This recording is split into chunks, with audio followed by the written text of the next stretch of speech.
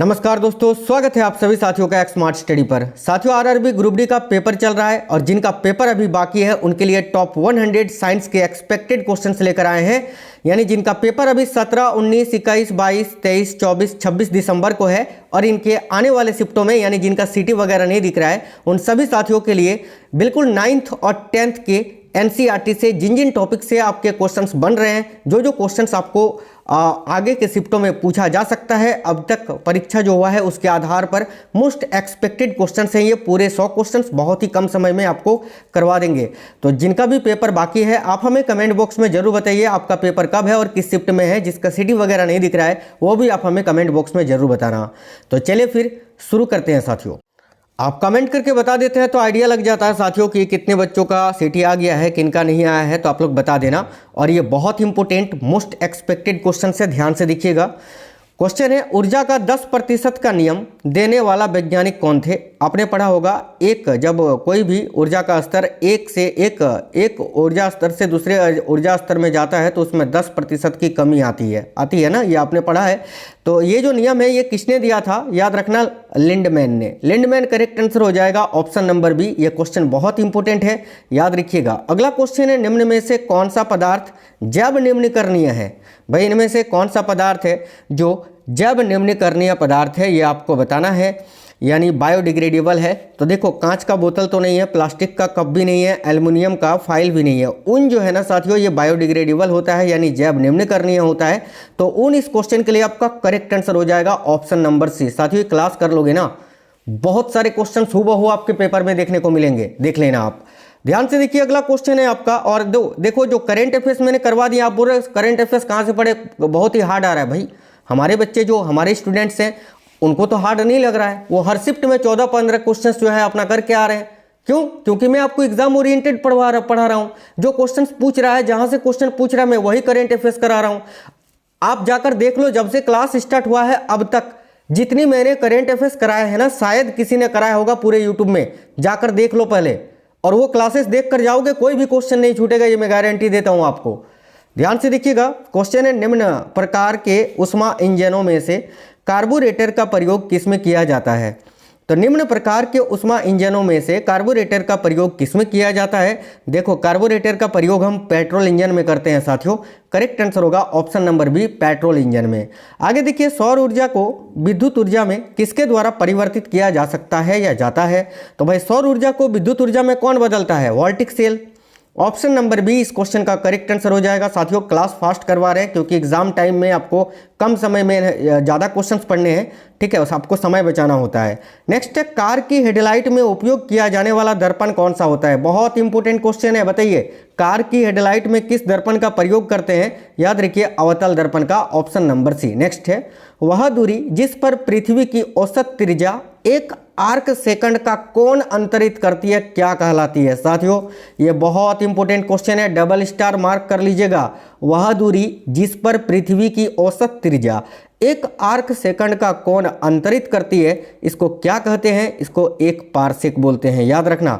Option number A correct होगा, 1 parsec.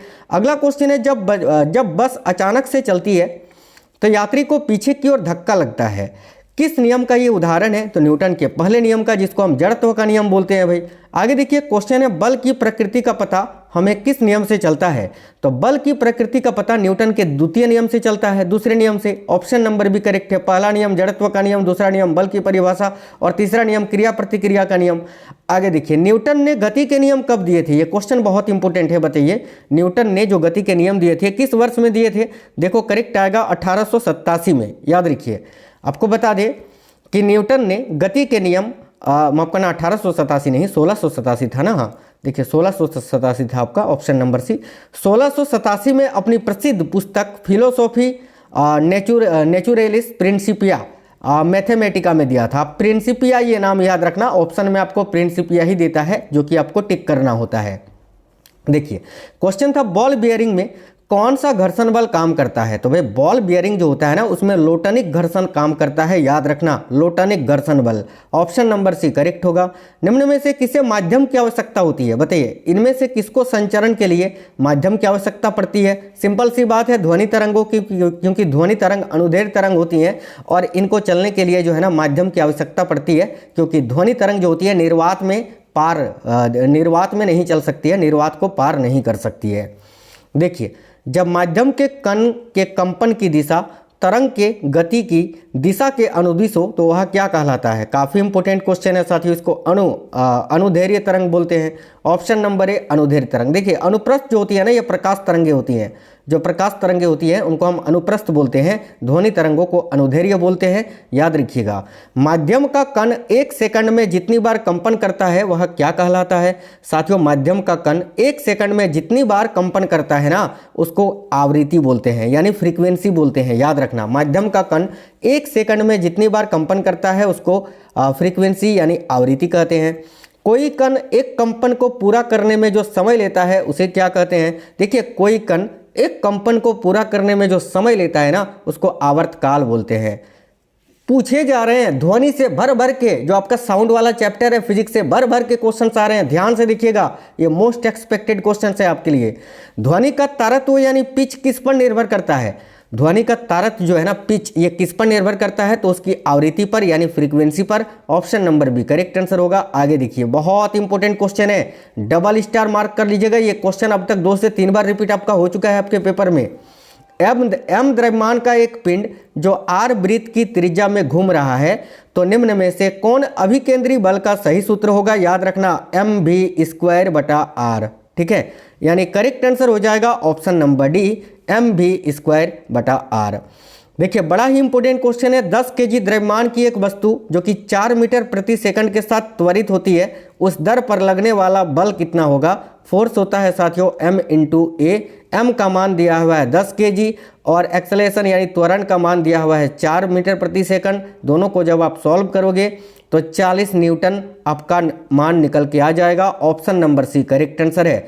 आगे देखिए, 400 न्यूटन का एक बल 50 kg द्रव्यमान की एक वस्तु पर लगा है, तो उसमें उत्पन्न होने वाला त्वरण बताइए। अब त्वरण आपको निकालना है, बल कितना है? 400 न्यूटन। ठीक है, वही सूत्र लगेगा, F = ma। तो F का मान 400 दिया हुआ है, m का मान आपको 50 kg दिया है, आपको त्वरण का मान निकालना है। तो त्वरण का मान आप जब निकालोगे तो 400/50 आपका हो जाएगा, और इसको जब आप सॉल्व करोगे तो 5×8 = 40 यानी 8 मीटर प्रति सेकंड आपका त्वरण का मान निकल के आ जाएगा। आगे देखिए साथियों, उत्तल लेंस किस प्रकार का प्रतिबिंब नहीं बनाता है? बहुत इंपॉर्टेंट क्वेश्चन है। बताइए, उत्तल लेंस जो होता है ये किस प्रकार का प्रतिबिंब नहीं बनाता है? तो उत्तल लेंस जो होता है ना कभी भी आभासी और छोटा प्रतिबिंब नहीं बनाता है। ऑप्शन नंबर सी इस क्वेश्चन का करेक्ट आंसर होगा। स्नेल का नियम किससे संबंधित है? तो साथियों, स्नेल का नियम जो है ना ये प्रकाश के अपवर्तन से संबंधित होता है, याद रखिएगा, प्रकाश के अपवर्तन से, परावर्तन मत कर देना। स्नेल का नियम जो है ना ये प्रकाश के अपवर्तन से संबंधित है। उत्तल लेंस में जब वस्तु 2f1 पर है तो प्रतिबिंब कहाँ बनेगा? ये बहुत फेमस क्वेश्चन है, बहुत फेमस क्वेश्चन। उत्तल दर्पण में जब वस्तु को 2f1 पर रखते हैं तो प्रतिबिंब 2f2 पर बनेगा, याद रखना, प्रतिबिंब 2f2 पर बनता है। ऑप्शन नंबर डी करेक्ट है। डायरेक्ट आंसर करना है पेपर में। क्वेश्चन है, वस्तु के आकार का ही प्रतिबिंब किसमें बनता है? भाई, वस्तु के आकार का ही प्रतिबिंब समतल दर्पण में बनता है। ऑप्शन नंबर ए करेक्ट होगा साथियों, समतल दर्पण। आगे देखिए, किसी वस्तु पर आरोपित बल और बल की दिशा में वस्तु के विस्थापन के गुणनफल को क्या कहते हैं? क्या क्वेश्चन है, बहुत ही इंपॉर्टेंट क्वेश्चन है। तो किसी वस्तु पर आरोपित बल, ठीक है, और बल की ही दिशा में वस्तु के गुणनफल को क्या कहते हैं? F × d। इसको क्या कहते हैं? कार्य बोलते हैं ना, बिल्कुल कार्य बोलते हैं भाई, वर्क बराबर F × d। तो कार्य ऑप्शन नंबर ए इस क्वेश्चन का आपका करेक्ट आंसर हो जाएगा। आगे देखिए, कार्य की गति को कौन मापता है? तो भाई कार्य करने की जो दर होती है वो शक्ति होती है ना, तो बिल्कुल शक्ति मापेगा। ऑप्शन नंबर डी इस क्वेश्चन का करेक्ट आंसर हो जाएगा। आगे देखिए, अगला क्वेश्चन है, किसी वस्तु पर 1 न्यूटन बल लगाने पर यदि वस्तु का विस्थापन 1 मीटर हो तो बल द्वारा किया गया कार्य क्या होगा? बल द्वारा किया गया कार्य, देखो किसी वस्तु पर जो है ना 1 न्यूटन का बल लग रहा है और विस्थापन भी 1 मीटर हो रहा है, तो किया गया कार्य बराबर W बराबर क्या होता है? F × d cos theta. ठीक है, और एक ही रेखा में है, सीधी चल रहा है, तो cos थीटा का मान आपका 1 हो जाएगा। डी का मान डिस्प्लेसमेंट विस्थापन कितना हो रहा है, 1 मीटर, और बल कितना लग रहा है, तो 1, यानी इसको सॉल्व करोगे तो 1 ही आएगा, यानी 1 जूल इस क्वेश्चन का करेक्ट आंसर है, ऑप्शन नंबर ए। साथियों वीडियो को लाइक जरूर करिएगा। देखिए आपके लिए दिन रात मेहनत करते हैं, ऐसे ही कोई क्वेश्चन नहीं बनते हैं, बहुत ज़्यादा रिसर्च एनालिसिस करते हैं, देखते हैं कि कौन सा क्वेश्चन रेलवे पूछा है, आगे आने वाले शिफ्टों में कौन सा क्वेश्चन पूछ सकता है। ध्यान से देखिए, बेकिंग सोडा का रासायनिक सूत्र आपसे पूछा है, जो कि होता है सोडियम हाइड्रोजन कार्बोनेट। ठीक है, यानी ऑप्शन नंबर 20 क्वेश्चन का करेक्ट होगा। ये जो सोडियम कार्बोनेट विथ 10H2O दिख रहा है, ये धावन सोडा का रासायनिक सूत्र होता है, याद रखना। सोडियम हाइड्रोक्साइड किसका रासायनिक नाम है, तो सोडियम हाइड्रोक्साइड जो होता है ना, NaOH, ये बेसिकली किसका रासायनिक नाम होता है, तो याद रखिएगा कास्टिक सोडा का, इसको हम कास्टिक सोडा भी बोलते हैं, ऑप्शन नंबर डी। निम्न में से किसके मिश्रण से अम्लराज बनता है, अम्लराज किसको बोलते हैं साथियों, एक्वारेजिया का नाम आपने सुना होगा, जिसमें सोना घुलता है। ठीक है, सोना भी घुल जाता है इसमें अम्लराज में। तो अम्लराज किसको बोलते हैं, देखिए अम्लराज की अगर बात करें ना साथियों, तो ये आपका नाइट्रिक एसिड होता है और हाइड्रोक्लोरिक एसिड होता है। इसमें बात करें तो नाइट्रिक एसिड 1 रेशियो में होता है और हाइड्रोक्लोरिक एसिड 3 में। ये क्वेश्चन ऐड किया था शायद मैंने, देखो अम्लराज में नाइट्रिक अम्ल एवं हाइड्रोक्लोरिक अम्ल का अनुपात क्रमशः कितना रहता है, तो अभी बताए थे 1:3। देखिए हाइड्रोक्लोरिक का, ये नाइट्रिक अम्ल का 1 होता है, HCl का 3 होता है, याद रखना, उल्टा भी पूछे तो 3:1 होगा, यानी इस क्वेश्चन का आंसर आपका ऑप्शन नंबर 1 हो जाएगा, 1:3। आगे देखिए, चूने का पानी का रासायनिक सूत्र क्या होता है, तो चूने का पानी स्लैग्ड लाइम है ना, यानी कैल्शियम हाइड्रोक्साइड जिसको आप बोलते हैं, CaOH है ना, ये जो है ना आपका चूने का पानी का रासायनिक सूत्र होता है, option number D correct answer होगा।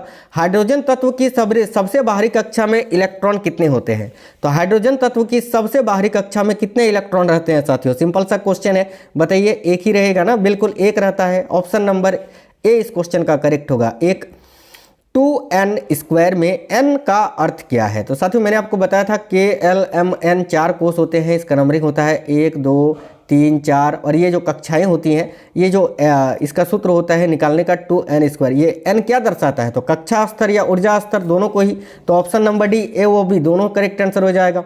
अगला, परमाणु के अंदर सबसे कम द्रव्यमान वाला कण कौन सा होता है, तो याद रखना परमाणु के अंदर जो सबसे कम द्रव्यमान वाला कण होता है वो होता है साथियों इलेक्ट्रॉन। क्वेश्चन बहुत इंपॉर्टेंट है, ऑप्शन नंबर भी करेक्ट होगा, इलेक्ट्रॉन।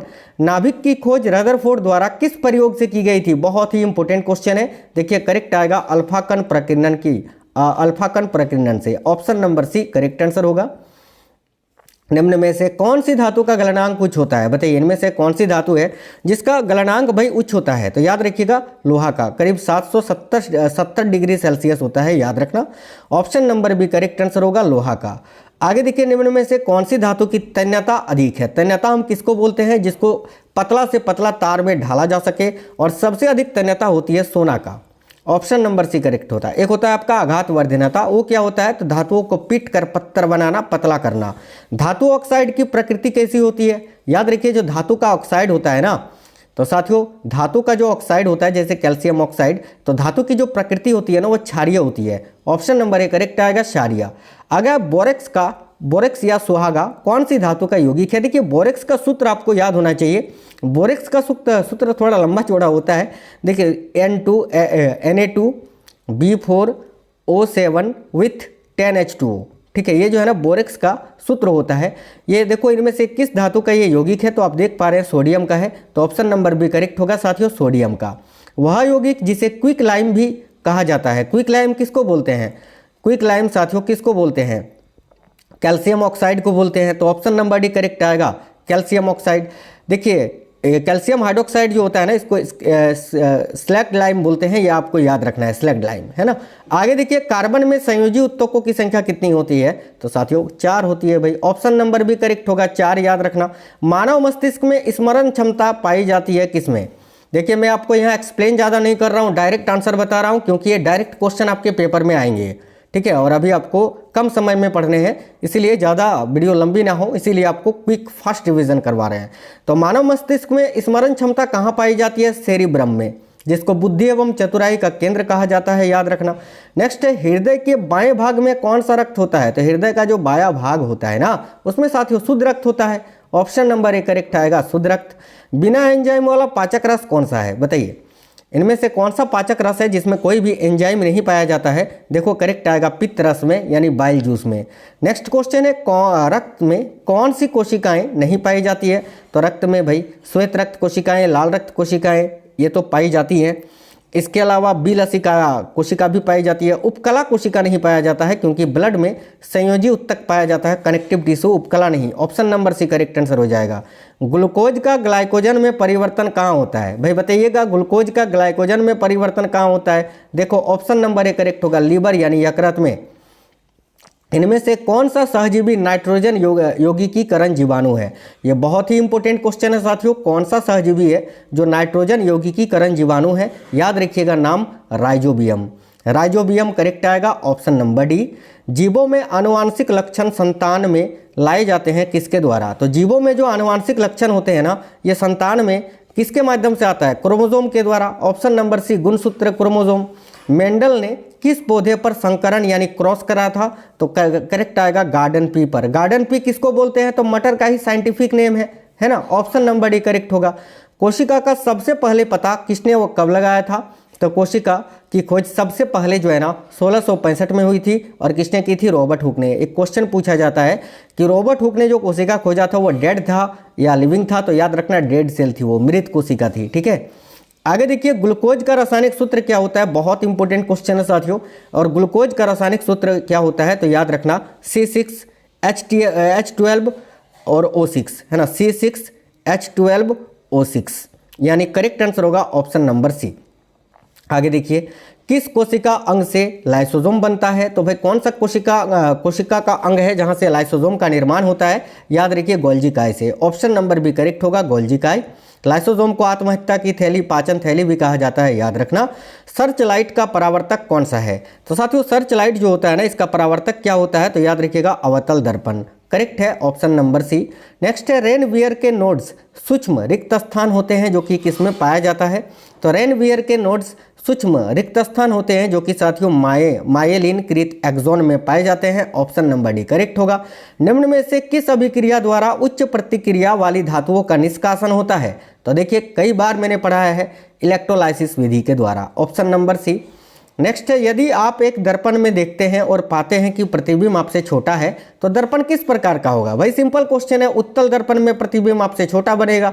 अगला है एक कंडक्टर का प्रतिरोध किसके व्युत्क्रमानुपाती होता है? ध्यान से देखिए बहुत इंपॉर्टेंट क्वेश्चन है। एक कंडक्टर का जो प्रतिरोध होता है ना, वो किसके व्युत्क्रमानुपाती होता है? याद रखना अनुप्रस्थ भाग का क्षेत्रफल या अनुप्रस्थ काट के क्षेत्रफल के बराबर। चलिए देखिए एक कंडक्टर का प्रतिरोध किसके व्युत्क्रमानुपाती होता है? हाँ, तो अनुप्रस्थ भाग के क्षेत्रफल के व्युत्क्रमानुपाती होता है। आगे देखिए थायरॉक्सिन के संश्लेषण के लिए निम्न में से क्या आवश्यक होता है? तो भाई सिंपल क्वेश्चन है iodine. Option number C correct है साथियों, आयोडीन। कौन से अंग में भ्रूण विकसित होता है? तो भाई भ्रूण का विकास कहाँ होता है साथियों? गर्भाशय में होता है ना। ऑप्शन नंबर बी गर्भाशय। निम्न में से किसकी मांसपेशियों के संकुचन से बच्चा पैदा होता है? तो भाई बताइएगा साथियों, वेरी वेरी इंपॉर्टेंट क्वेश्चन है। किसकी मांसपेशियों के संकुचन से बच्चा पैदा होता है? देखो करेक्ट आएगा गर्भाशय के संकुचन से। और गर्भाशय बच्चा पैदा होने के टाइम गर्भाशय को कौन संकुचित करता है? तो याद रखना ऑक्सीटोसिन हार्मोन, बहुत इंपॉर्टेंट है।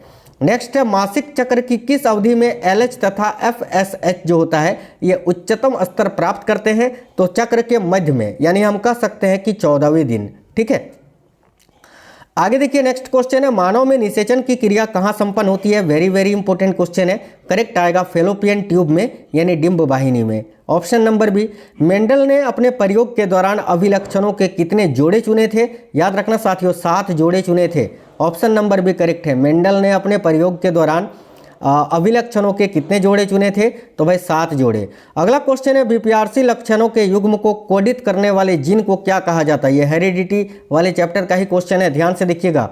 बीपीआरसी लक्षणों के युग्म को कोडित करने वाले जीन को क्या कहा जाता है? तो एलिल्स कहा जाता है साथियों, alleles. Option number C correct है, बहुत ही इंपॉर्टेंट क्वेश्चन है ये, एलिल्स याद रखना। आगे देखिए अगला क्वेश्चन है मेंडल ने प्रयोग के लिए मटर के पौधे को ही क्यों लिया था? बहुत इंपॉर्टेंट क्वेश्चन है। देखिए मेंडल ने प्रयोग के लिए मटर के ही पौधे को क्यों लिया था? तो भाई जिस चर्च में वो थे वहाँ मटर का उपलब्ध होना बिल्कुल, स्वनिषेचन और परनिषेचन की क्रिया का आसानी से होना बिल्कुल, मटर के पौधे का जीवन चक्र जल्दी पूरा होना उपयुक्त, सभी ऑप्शन नंबर डी करेक्ट होगा। आरएनए के 3 प्रकार होते हैं, वे कौन से हैं साथियों बताना। देखिए आरएनए 3 प्रकार का होता है, याद रखना बहुत इंपॉर्टेंट है, एक एमआरएनए, एक आरआरएनए और एक टीआरएनए, यानी option number A correct answer है। मेंडल का जन्म और मृत्यु क्रमशः कब हुई थी? तो मेंडल की जन्म की अगर बात करें ना तो मेंडल का जन्म 1822 में हुआ था और इनकी मृत्यु 1884 में हुई थी, option number C correct answer हो जाएगा। आगे देखिए नेक्स्ट है, रक्त परिसंचरण तंत्र कितने प्रकार का होता है? तो साथियों रक्त परिसंचरण तंत्र 2 प्रकार का होता है, एक होता है बंद रक्त परिसंचरण तंत्र और एक होता है खुला रक्त परिसंचरण तंत्र, याद रखना, ठीक है। आगे देखिए, मनुष्यों में कौन सा परिसंचरण तंत्र पाया जाता है? तो मनुष्यों में बंद परिसंचरण तंत्र पाया जाता है। मनुष्यों में बंद परिसंचरण तंत्र और दोहरा परिसंचरण तंत्र पाया जाता है, याद रखना, मनुष्यों में, पक्षियों में, है ना। आगे देखिए अगला है, खुला रक्त परिसंचरण तंत्र किसमें पाया जाता है? तो कीटों में, तितलियों में, कॉकरोचों में, उपयुक्त सभी, इन सभी में खुला रक्त परिसंचरण तंत्र पाया जाता है। साथियों आप लोगों ने वीडियो को लाइक तो कर दिया है ना, नहीं किया तो जरूर कर दीजिएगा। और जो मैंने बताया इससे पहले जितनी एक्सपेक्टेड क्लासेस करवाए हैं, एटलीस्ट जब से आपका पेपर स्टार्ट हुआ है तब से लेकर अब तक, वो देख लेना, करंट अफेयर्स और साइंस की। डायरेक्ट क्वेश्चन आएंगे पेपर में। देखो रक्त बनावट में किस तरह का होता है? तो गाढ़ा होता है, चिपचिपा होता है, लाल भी होता है, ऑप्शन नंबर डी उपयुक्त सभी। मानव हृदय का औसत भार कितना होता है? याद रखना 300 ग्राम का, ऑप्शन नंबर बी करेक्ट होगा। मानव शरीर में रुधिर का कितना प्रतिशत प्लाज्मा होता है? ये क्वेश्चन बड़ा इंपॉर्टेंट है, याद रखना, मानव के शरीर में रुधिर का कितना प्रतिशत प्लाज्मा होता है? तो 55% ना, हाँ देखो 55% प्लाज्मा होता है साथियों, और बाकी के अन्य प्रतिशत जो है ना 45% आरबीसी, डब्ल्यूबीसी और प्लेटलेट्स होते हैं, याद रखना। चलिए प्लाज्मा में कितना प्रतिशत जल होता है ये आपसे पूछा जा रहा है। तो प्लाज्मा में कुल 90% जल होता है लगभग, ऑप्शन नंबर डी करेक्ट होगा, 90%। आगे देखिए, मानव शरीर में सर्वाधिक मात्रा में कौन सा तत्व पाया जाता है? तो मानव शरीर में सर्वाधिक मात्रा में जो तत्व पाया जाता है वह साथियों लोहा करेक्ट आएगा, iron, option number B. Next है, मानव शरीर की कोशिका में गुणसूत्रों की संख्या कितनी होती है? तो भाई याद रखना 46, यानी 23 जोड़े होते हैं भाई। नेक्स्ट है, मानव शरीर की सबसे कठोर अस्थि जो होती है ना, ये कहाँ पर स्थित होती है? देखो करेक्ट आएगा जबड़े में साथियों, जबड़ा करेक्ट है। वेटिंग व वेस्ट ने किसकी खोज की थी? देखिए बेटिंग व वेस्ट ने इंसुलिन की खोज की थी, ऑप्शन नंबर बी। कब की थी? तो 1921 में की थी, याद रखना, फ्रेडरिक बेंटिंग और चार्ल्स बेस्ट ने 1921 में इंसुलिन की खोज की थी। नियासिन किस विटामिन का रासायनिक नाम है? देखिए नियासिन की बात करें तो विटामिन B3 का ये रासायनिक नाम है साथियों, ऑप्शन नंबर बी, जिसकी कमी से प्लेग्रा नामक रोग हो जाता है। आगे देखिए, फिलोक्विनोन किसका रासायनिक नाम है? फिलोक्विनोन की बात करें तो ये विटामिन के का रासायनिक नाम है, विटामिन ई का टेकोफेरल होता है, विटामिन B7 का बायोटिन होता है साथियों, याद रखना। आगे देखिए, पेंटाथेनिक अम्ल किस विटामिन का रासायनिक नाम है? तो पेंटाथेनिक अम्ल की बात करें तो विटामिन B5 का रासायनिक नाम है, विटामिन B9 का फोलिक अम्ल होता है, B7 का बायोटिन मैंने बताया, B2 का राइबोफ्लोविन होता है, याद रखना। अगला क्वेश्चन है, एम्फीसीमा एक श्वसन विकार है जो कि होता है किससे? तो देखिए एम्फीसीमा जो है ना एक श्वसन विकार है जो कि किसमें होता है? तो याद रखना, एम्फीसीमा की बात करें तो एक श्वसन विकार है साथियों जो कि धूम्रपान से होता है, ऑप्शन नंबर बी। इसमें फेफड़ों की जो वायु कोशिका होती है ना, एल्वियोली, इसका क्षतिग्रस्त हो जाता है और उनमें लोच होने के कारण ये एम्फीसीमा नामक बीमारी होती है। आगे देखिए, श्वास नली में अपूर्ण उपास्थीय वलय का क्या कार्य है? तो साथियों श्वास नली में अपूर्ण उपास्थीय वलय का जो कार्य होता है वो होता है श्वास नली को सिकुड़ने से रोकना। याद रखना, क्वेश्चन काफ़ी इंपॉर्टेंट है कि श्वास नली में अपूर्ण उपास्थीय वलय का क्या कार्य होता है? तो श्वास नली को सिकुड़ने से रोकना। आगे देखिए, कौन सा अंग है जो प्लूरा झिल्ली से घिरा रहता है? तो भाई इनमें से कौन सा अंग है साथियों जो प्लूरा झिल्ली से घिरा रहता है? याद रखना, लंग्स यानी फेफड़े, बहुत इंपॉर्टेंट है, फेफड़े प्लूरा झिल्ली से घिरे रहते हैं, याद रखना। श्वसन का नियंत्रण कौन सा अंग करता है? देखिए श्वसन ये अनैच्छिक क्रिया है और जितनी भी अनैच्छिक क्रियाएं होती है ना उसको मेडुला ऑब्लांगेटा नियंत्रित करता है, ऑप्शन नंबर 1 करेक्ट आंसर हो जाएगा, मेडुला ऑब्लांगेटा। अगला क्वेश्चन है, रुधिर एवं उत्तकों के बीच गैस विनियमन क्या कहलाता है? तो भाई रुधिर और उत्तकों के बीच जो रक्त गैस का विनियमन होता है ना इसको क्या कहते हैं? साथियों इसको आंतरिक श्वसन कहते हैं, याद रखना, ऑप्शन नंबर बी। देखो रुधिर और उत्तकों के बीच गैसों के आदान प्रदान को आंतरिक श्वसन या उत्तक गैस विनियमन कहा जाता है, ये आपको याद रखना है। नेक्स्ट है श्वसन के प्रकार कौन से होते हैं, तो श्वसन दो प्रकार का होता है, ऑक्सी श्वसन, अनऑक्सी श्वसन, यानी वायवीय श्वसन और अवायवीय श्वसन। तो ऑप्शन नंबर सी उपयुक्त दोनों, याद रखना ये प्लांट्स में होता है बेसिक करके, पौधों में। अगला क्वेश्चन है ऑक्सी श्वसन के चरण कौन से होते हैं, तो ऑक्सी श्वसन का जो चरण होता है ना, ये देखिए ग्लाइकोलाइसिस, क्रेब्स चक्र, ईटीएस, ये सभी होता है, याद रखना, ठीक है। देखो क्रेब्स चक्र जो होता है ना, इसको साइट्रिक एसिड चक्र भी कहा जाता है, याद रखना है, ठीक है। चलिए, और ईटीएस क्या है, तो ये इलेक्ट्रॉन परिवहन श्रृंखला होता है, ये भी आपको याद रखना है। नेक्स्ट है रेस्पायरोमीटर से क्या मापा जाता है, तो साथियों श्वसन का दर मापा जाता है इससे, है ना। रेस्पायरोमीटर से श्वसन दर को मापते हैं। एटीपी का संश्लेषण कहाँ होता है, बहुत इंपॉर्टेंट क्वेश्चन है। एटीपी का संश्लेषण जो होता है ना, ये माइटोकॉन्ड्रिया में होता है। ग्लूकोज का पायरुविक अम्ल में विघटन क्या कहलाता है, तो साथियों ग्लूकोज का पायरुविक अम्ल में जो विघटन होना होता है वो ईएमपी पाथ कहलाता है, माफ करना ईएमपी पाथ, हाँ ठीक है, EMP path. Option number B देखिए, ग्लूकोज का पायरुविक अम्ल में विघटन ग्लाइकोलाइसिस कहलाता है। यह कोशिका द्वारा साइटोप्लाज्म में होने वाली एक प्रक्रिया है और ये ग्लाइकोलाइसिस को ही जो है ना ईएमपी पाथ कहते हैं, याद रखना। नेक्स्ट क्वेश्चन है मनुष्य में तंत्रिका तंत्र को प्रमुख रूप से कितने भागों में बांटा गया है, तो तंत्रिका तंत्र को दो भागों में बांटा गया है साथियों, ठीक है। दो भाग कौन कौन से हैं मैं आपको बता देता हूं। एक तो केंद्रीय तंत्रिका तंत्र यानी सेंट्रल नर्वस सिस्टम, इसमें मस्तिष्क और रीढ़ की हड्डी शामिल होती है, ब्रेन यानी ब्रेन और स्पाइनल कॉर्ड। और एक आपका देखो, एक होता है आपका कपाल तंत्रिका, ठीक है, कपाल तंत्रिका होता है, या फिर परिधीय तंत्रिका तंत्र आप इसको बोल सकते हैं, पेरिफेरल नर्वस सिस्टम। देखो इसकी अगर बात करें ना, तो इसमें साथियों इनमें नसें शामिल हैं जो केंद्रीय तंत्रिका तंत्र यानी मस्तिष्क को, रीढ़ की हड्डी को और शरीर के बाकी हिस्सों के बीच संचार करता है, याद रखना। मस्तिष्क के क्रेनियम में हड्डियों की संख्या कितनी होती है, तो क्रेनियम में हड्डियों की संख्या 8 होती है, याद रखिएगा 8। मस्तिष्क व मेरुरज्जु कौन से तंत्रिका तंत्र से आते हैं, तो मस्तिष्क और मेरुरज्जु की बात करें तो ये केंद्रीय तंत्रिका तंत्र से आते हैं, अभी मैंने बताया था ना। अगला क्वेश्चन है वह जंतु कौन सा है जिसमें न्यूरॉन पाया जाता है परंतु मस्तिष्क अनुपस्थित होता है। भाई न्यूरॉन तो पाया जाता है लेकिन मस्तिष्क नहीं होता है, हाइड्रा में। ऑप्शन नंबर ए, हाइड्रा किस मेथड से प्रजनन करता है, तो साथियों बडिंग मेथड से, मुकुलन विधि से। और किस प्रकार का जनन करता है, तो अलैंगिक जनन करता है, एसेक्सुअल प्रोडक्शन, रिप्रोडक्शन, याद रखना है ना। आगे देखिए क्रेनियम क्या है, तो क्रेनियम की बात करें ना साथियों, तो क्रेनियम क्या होता है, वह ढांचा जिसमें मस्तिष्क सुरक्षित रहता है। बेसिकली खोपड़ी वाला चिन्ह, खोपड़ी आपने जो भूतों वाला खोपड़ी आपने देखा होगा ना, वही क्रेनियम होता है, याद रखना। इसमें 8 हड्डियां होती हैं। क्वेश्चन है बहुत ही इंपॉर्टेंट क्वेश्चन है, किस लॉब के कारण हम सुन सकते हैं, तो भाई टेम्पोरल, याद रखना, टेम्पोरल लॉब के कारण हम सुन सकते हैं। ऑप्शन नंबर सी करेक्ट होगा। जीव द्रव्य जो होता है ना, जीव द्रव्य प्रोटोप्लाज्म, ये किससे मिलकर बना होता है, तो जीव द्रव्य की बात करें ना साथियों, तो देखिए इसमें कोशिका द्रव्य, केंद्रक द्रव्य और अन्य कोशिकांग, इन सभी से मिलकर बनता है। ये जो जीव द्रव्य शब्द है ये किसने दिया था, तो पुरकिंजे साहब ने दिया था, पुरकिंजे ने। कब दिया था, तो 1839 में दिया था। ये आपको डायरेक्ट याद रहने चाहिए, बहुत इंपॉर्टेंट क्वेश्चन है।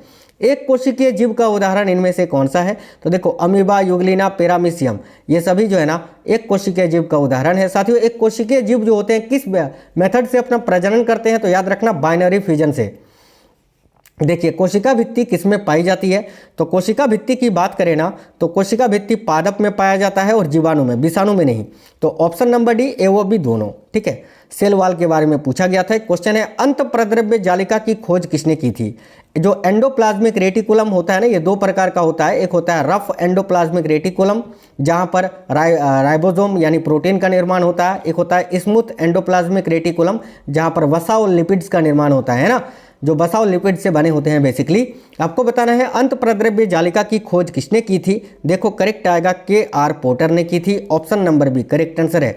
चलिए तो एक क्वेश्चन आपके लिए बनता है ना, तो इसका आंसर आप कमेंट बॉक्स में बताइए। होमवर्क का क्वेश्चन है ये कि माइटोकॉन्ड्रिया किसमें अनुपस्थित होता है, किसमें माइटोकॉन्ड्रिया नहीं पाया जाता है, ईस्ट में, जीवाणु में, कवक में या उपयुक्त तीनों में। इसका आंसर क्या होगा मैं नहीं बताऊंगा, आप लोग सभी साथी इसका आंसर कमेंट में बताएंगे, क्योंकि मैं कई बार आपको पढ़ा चुका हूँ। तो सभी साथी कमेंट बॉक्स में बताइए।